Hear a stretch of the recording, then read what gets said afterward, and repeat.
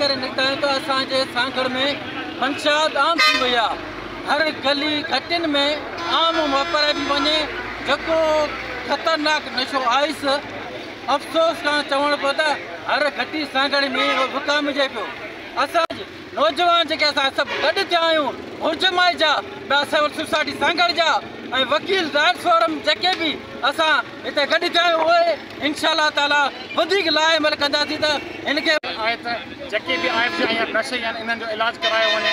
पोइ rehabilitation centre खोलियो वञे सांगड़ में, जेको पाड़े पाड़े में जेके बि मुतासिर आहिनि उन फैमिलियुनि जो कुझु दाद फरियाद ॿुधी वञे, उनजो इलाजु करायो वञे। आइस जे ख़िलाफ़ कयो आहे छो त आइस हिकिड़ो नशो आहे स्कूलनि कॉलेजनि में पहुची चुको आहे।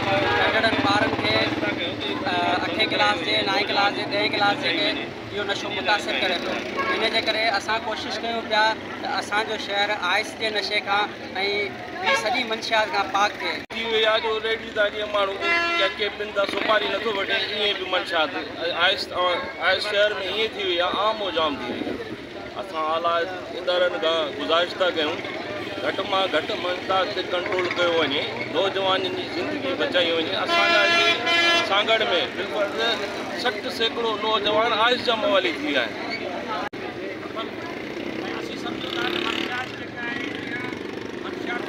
फरोशन खे मौक़ा फराहम कया वञनि था, चयो थो वञे त तव्हां जेके नई दुकान हलायो।